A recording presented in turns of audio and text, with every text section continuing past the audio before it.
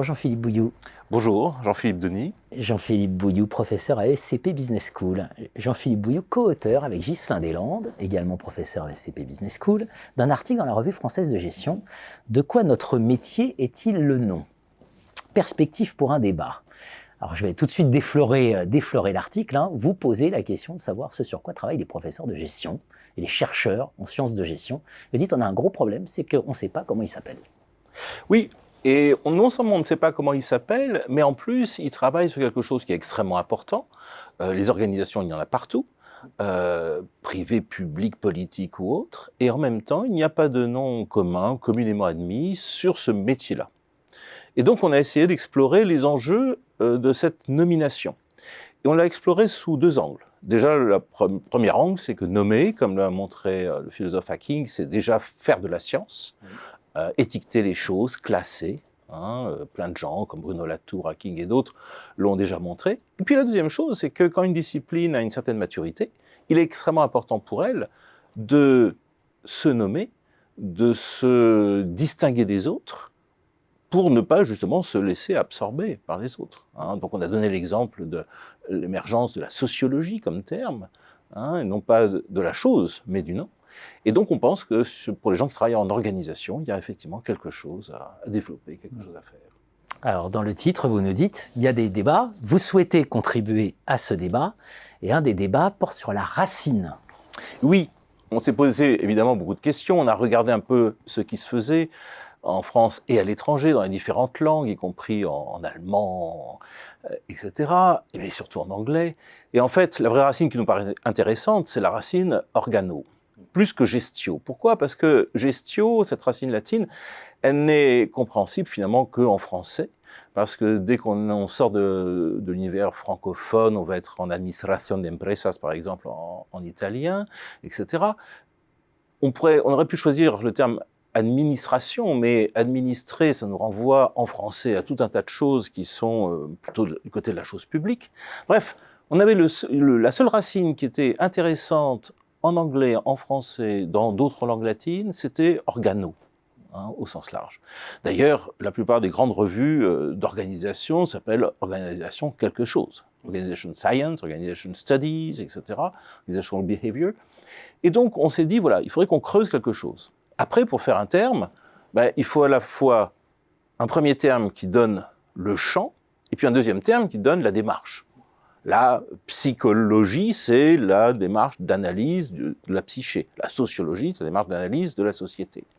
La gériatrie, c'est la démarche qui soigne les personnes âgées, etc. Donc, après, avec ce suffixe organo, qu'est-ce que l'on peut faire? Et c'est un petit peu ça qu'on a essayé d'explorer.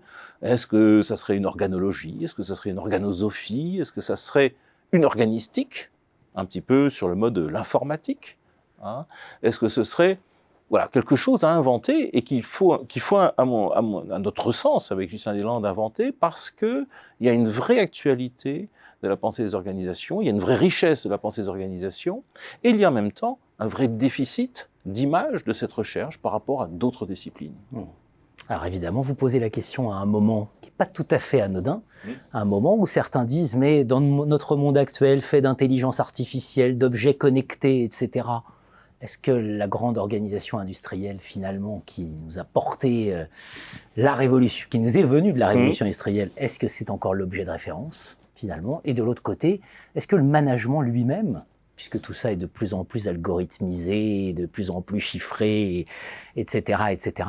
Bref, est-ce que l'organisation et la gestion, ça a un avenir? Mais de toute façon, quelle que soit la place des nouvelles technologies, elles transforment les organisations, mais elles ne les font pas disparaître. Pas plus que le téléphone n'a fait disparaître l'organisation industrielle.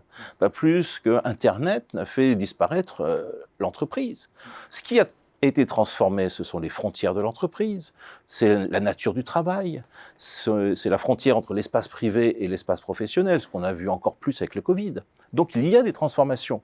Quant au fait, à imaginer qu'il va y avoir une disparition des organisations, je ne le crois pas tout simplement pour la bonne raison qu'on a besoin de tout un tas d'objets, on a besoin de structures qui vont produire des services, des objets. Et ces objets, c'est pas uniquement l'intelligence artificielle qui va la produire toute seule. Il y aura bien en amont l'intelligence artificielle, quelqu'un qui va faire quelque chose. Donc, c'est pour ça que l'actualité de l'intelligence artificielle, de ChatGPT, etc., qui est très intéressante, très intrigante, hein, qui correspond aussi à l'évolution, par exemple, peut-être de la conduite, qui va devenir peut-être automatique. Ce sont des facteurs qui, pour nous, sont plus des facteurs de transformation de quelque chose, que plutôt des facteurs de substitution.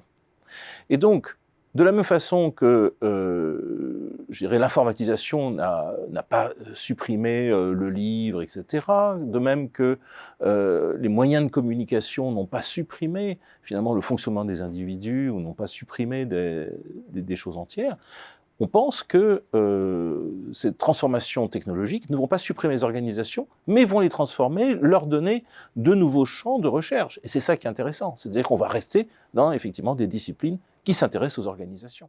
Merci Jean-Philippe Bouilloux. Merci Jean-Philippe Denis.